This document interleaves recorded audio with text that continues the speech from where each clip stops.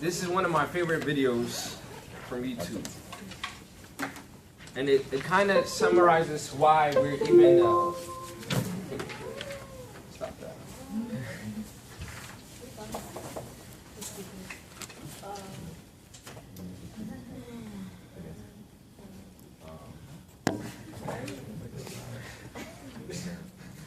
So, the problem is, this is the view that a lot of people have when it comes to Christianity.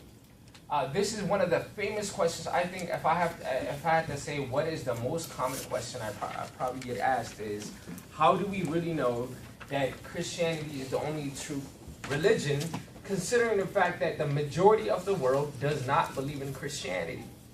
And is it fair to say that God will judge upon all these people who have never heard the name Jesus before, and he will only save those who believe in Christianity? And this is kind of why we're having this class, is because the world has kind of bought into this philosophy. We're going to talk about it in a second. But this is known, and I kind of have to touch up on it, and we're going to talk about it more later on. This is known as ad hominem argument. Are you guys with me? Ad hominem argument. That basically says, it really doesn't matter where you were born. That says nothing on the validity of the argument. For example, if I'm born in Africa, like in a remote area of Africa, I'm going to feel a certain way about evolution than I do if I'm in America. Does that make sense? Yeah. But chances are, if I'm from America and I live in America, I'm more likely to believe in evolution than if I live in Africa. But that says nothing about whether or not evolution is true. That's not the way you validate science, right? That's not the way you validate anything. So that's not a really good argument to say, just because the rest of the world hasn't really heard about Jesus, it doesn't mean Jesus is not the Son of God. So I just kind of want to throw that out there. We're going to come back to it and talk about it in somewhat extensively later on. But I just kind of wanted to start off that as the introduction, because today what we're going to do is we're going to compare and contrast what the views of Christianity is when we compare it with Islam, and we're going to compare it with Judaism. And as we said last week, if you guys remember, we're only concentrating on what's known as the three Abrahamic religions, which are Judaism, Christianity, and Islam, because they affected the world the most. Although it is known that Hinduism has more followers than Judaism, the amount of effect that Judaism has made is huge. Everybody knows about it. So that's why we're looking at it. Also, if we figure out that one of the three Abrahamic religions are correct, that means all the other religions are wrong, right? By a process of elimination. So we don't need to look at all the other religions. We're only going to focus on these three. But I kind of want to back up first and say, why is the question, who is Jesus, important? Why is the question, who is Jesus, important? And the first part is, the first answer to this question is, we kind of already talked about this last week. That's why I'm going really, really fast. We have a lot of stuff to cover today, so I'm going to go fast. If you guys didn't get the notes from last week, see me after class, I'll email it to you.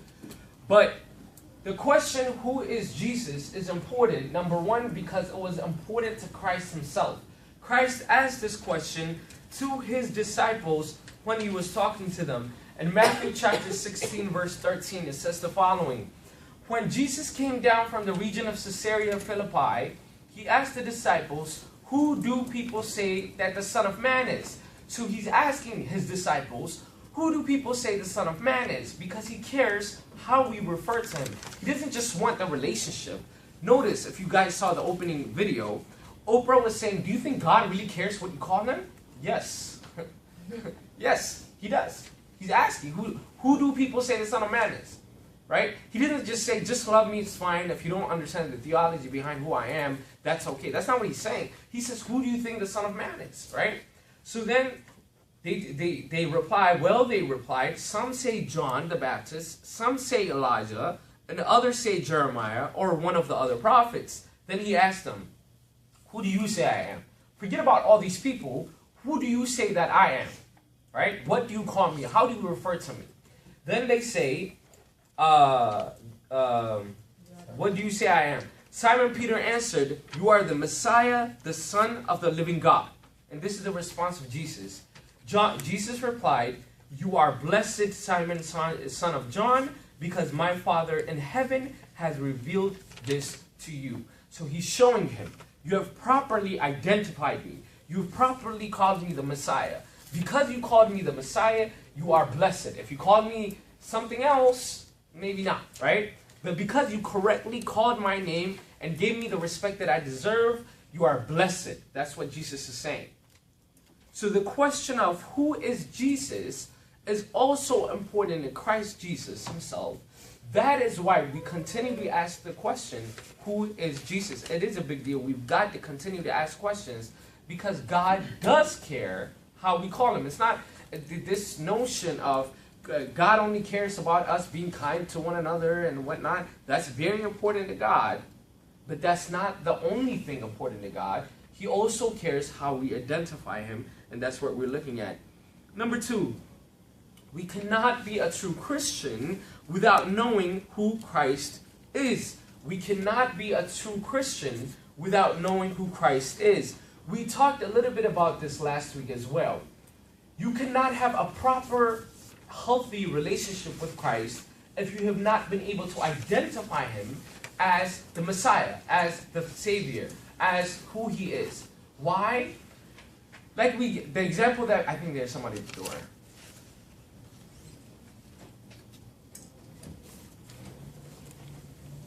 Like we said last, if there's not enough chairs, is there enough chairs?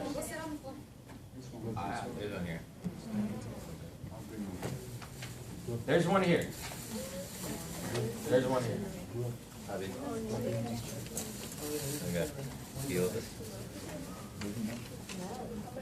There's one here too. Oh, this is? Yeah. Yeah, just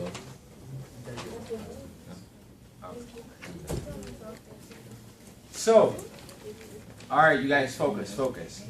So, as we saw last week, the relationship that we established with Christ could only be strengthened when we are able to correctly identify him as the Messiah. The example I gave you guys last week, if you remember, is, for example, let's say, like, I love my mom, right? But the love that I show towards my mom is different than the love that I show towards my friends. The love that I show towards my friends is going to be different than the love that I show towards my brother. Makes sense, right? And then, like, those who have kids, the love that they show to their own kids is going to be different than any type of love they show to anyone else. Now, how do we identify Christ? This is why this is crucial. If you see him as a friend, you're going to treat him as a friend. Right? So the type of love that, yeah, you have a great relationship with Jesus, but the relationship you have with him will be the relationship that you show to your friends because you think of him as a friend. If you see him as the Son of God, as a divine being, then you're going to show him the type of love that you show to your God. If you see him as a prophet, or merely a prophet, I should say, then you show him the type of respect that you show to Moses, Adam, and all these things. So, it goes without saying that unless we clearly identify Christ for who he is, the type of relationship that we will have with him will be subjective on that. It doesn't stop there. In the epistle Galatians, we find the following phrase that Paul has written for us. In Galatians chapter 1, verse 3, Paul says this to the church of Galatia. He says, I am shocked that you are turning away so soon from God, who called you to himself through the loving mercy of Christ. You are following a different way that pretends to be the good news. The key word here is pretends. Pretends to be the good news. But it is not the good news at all. You are being fooled by those who deliberately twist the truth concerning Christ. Here's what you need to know. In the church of Galatia, Paul went and taught Christianity. After Paul left, a new group of people went, and they were still teaching about Christ, but a new form of Christ. It wasn't the same type of gospel that Paul was teaching. So he said, I'm shocked that you're turning away to this new form of Christ that we're teaching. So clearly what he's saying is there's only one way. And he goes on to later on to say, if anybody teaches a different gospel, even the angels, then that's not good. Like, don't accept them. Even the angels shouldn't teach a different gospels than we have taught you. Because there's one gospel, one good news, one Christ, one religion. One baptism.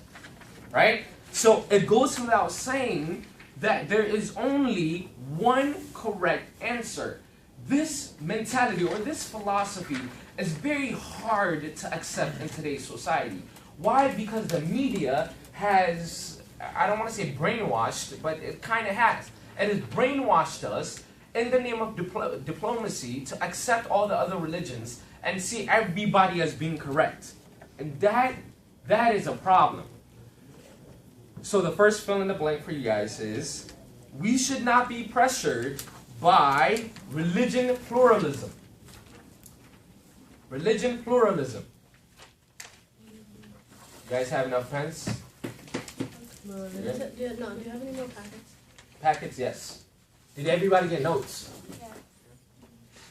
No. Yes. I don't know. Okay. I think I'm running out. You can do this. I have no more. I do apologize. I'm actually glad it ran out because that means a lot of people are coming. That's a good thing. All right. Wait, That's no. fine, yes. What was that verse you said, 1:3? What book was it in? I'm sorry? The verse you said just now. Galatians? Oh, yeah. It's in your notes. Oh, never mind that. You don't need the notes, I guess. So we shouldn't feel pressured. Are we together? We shouldn't feel pressured by religion pluralism. Religion pluralism. What is religion pluralism?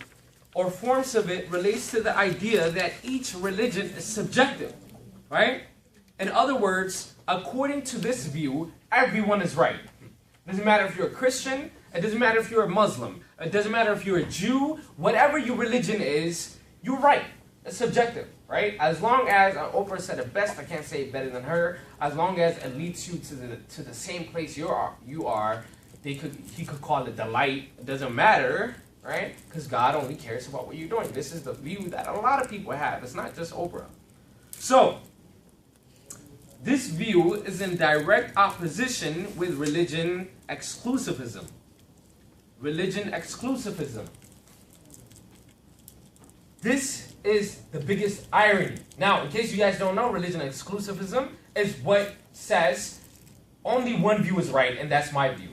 Right? That's the view that we should have, and that's what I'm pushing for. I want everybody to say everybody's wrong. Now, in today's society, if you come out and say, my religion is right, everybody else is wrong, you sound kind of harsh. Whoa, that's a little arrogant, don't you think? Wow, why would you say that, right? You can't say that in an open forum. Like in a discussion with your friends, people will look at you like you're crazy, right? But there's a huge irony, and the irony is religion pluralism has the view that everybody's right, except for those that have the views of religion exclusivism. I hope everybody's following. Religion pluralism is the view that says everybody is right, except for religion exclusivism. I hope you guys see where I'm headed with this. The minute they start saying everybody's right except for religion exclusivism, they have excluded religion exclusivists. Hence, this is a self-contradictory statement. They in turn become religion exclusivists. Religion exclusivism is the view that says I am right and everybody else is wrong. Right? I am right and everybody's wrong. That's religion exclusivist. That's what we are. We exclude everybody else except for our view. This sounds narrow-minded, but if we look at the view of religion pluralism, that says everybody is right except for those guys over there. Right? The minute they do that, they're excluding us. So in turn, they are doing the same thing that we're doing. So if you see, hopefully, if you understand what I'm saying, then you can clearly see the view of religion pluralism doesn't hold any water philosophically, logically, or theologically. It fails in all levels. All levels.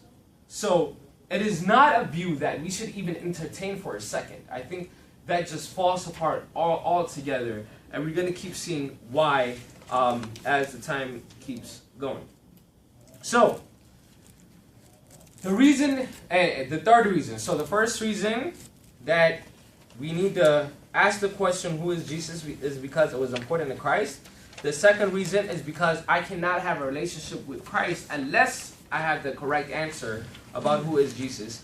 And the third reason is because our salvation depends on it. I think I forgot the number 3 next to it. But that's the third reason. The third reason is because our salvation depends on it. Now, the new atheists are kind of pushing for this new agenda that says, basically, and they're known as like the Four Horsemen, which is Dan something, I forgot, Sam Harris, the late Christopher Hitchens, or Richard Dawkins. These are like the new atheists of the world, and their goal is to see religion get destroyed. Like, they want it gone. They don't think it should exist. It's not just to say, I'm an atheist, I don't believe in God, but they go the extra step and say religion needs to be destroyed, like gone, eradicated, yeah. So,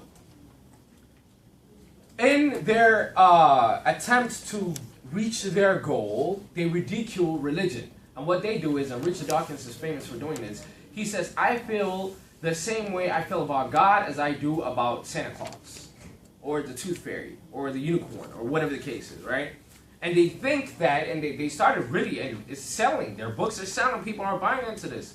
So, like, their view is, like, when we were kids, we used to believe in superheroes, whatever, and then we grew up and became adults. So they're challenging the Christians to become adults, right? They're saying extrapolate this mind of thinking of, like, saying all these superheroes don't exist, and let's just use it on God, right?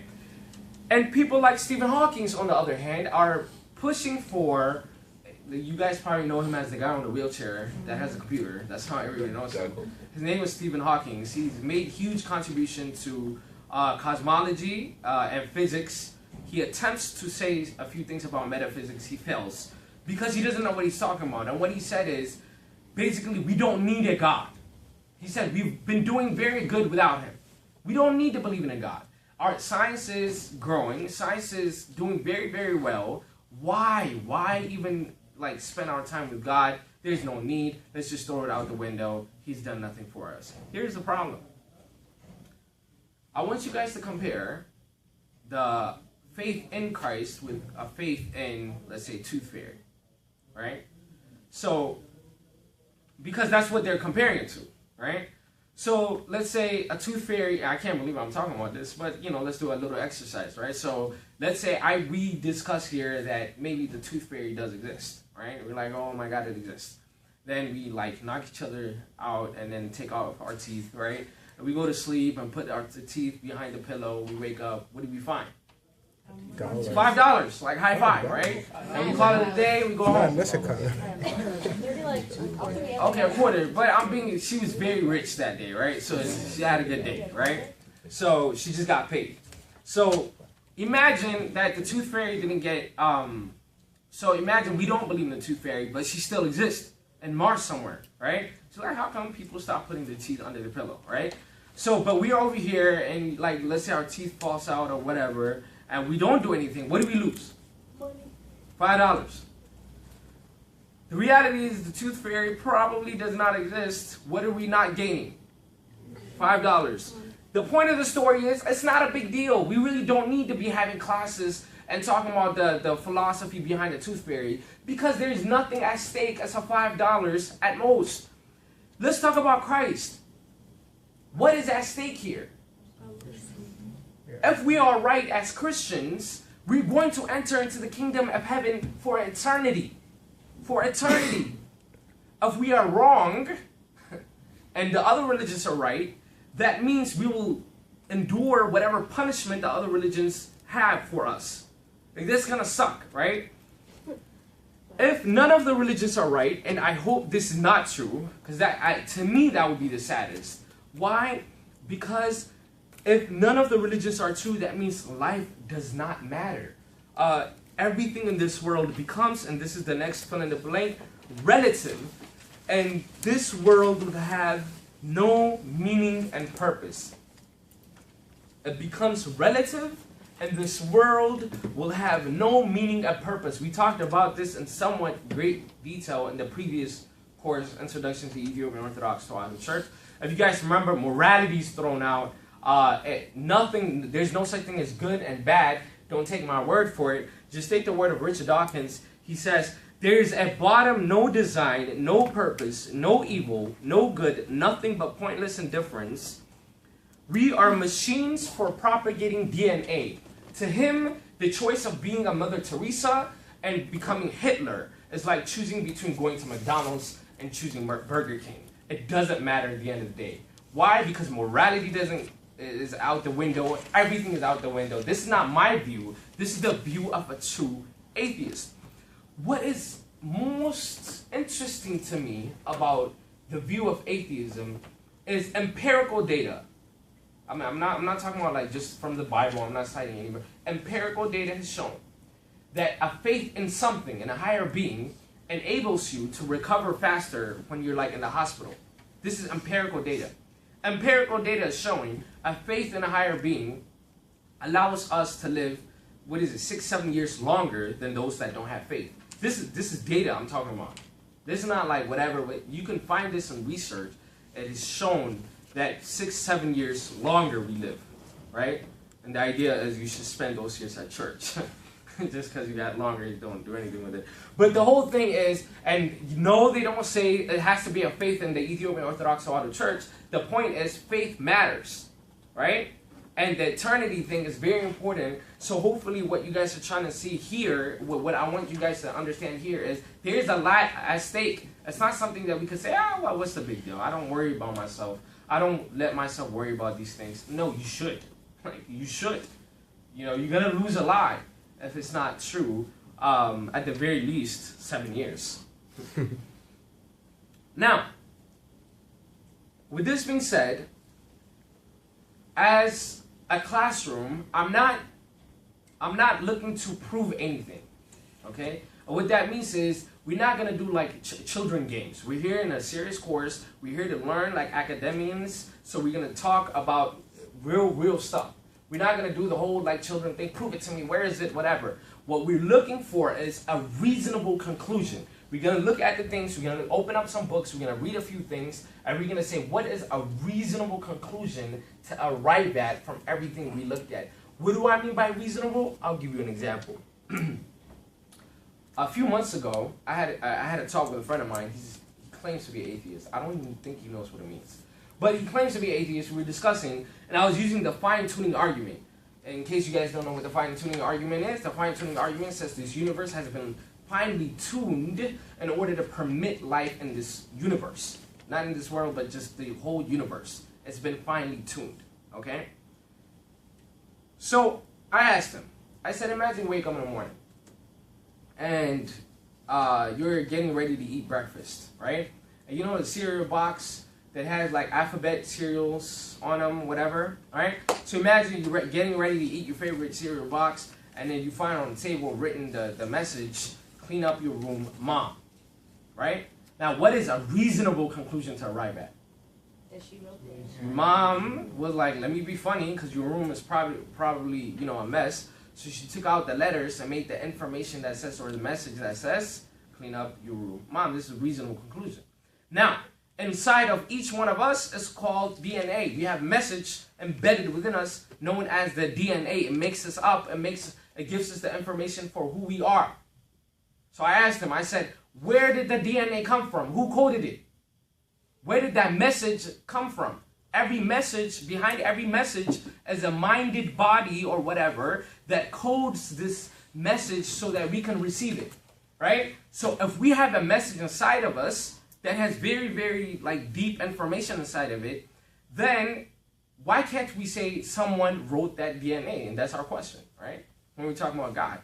And I said, is it reasonable to assume that your mom wrote the cereal that way? Or is it possible to say, that the cereal magically fell from the counter, fell on the table, on the breakfast table, the cereal spilled everywhere, and the letters magically appeared together.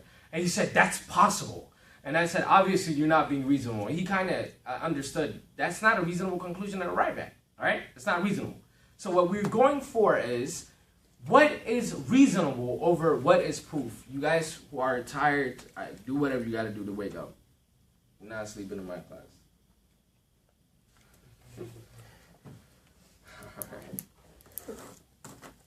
We're going to start with Christianity. What is the view of Christianity? Please pay attention. As Christians, we've got to know what the view of Christianity is. Everybody pay attention. Here's some stuff. Did I miss a fill in the blank? Which one? Yeah. Yeah. Reasonable conclusion. A reasonable conclusion.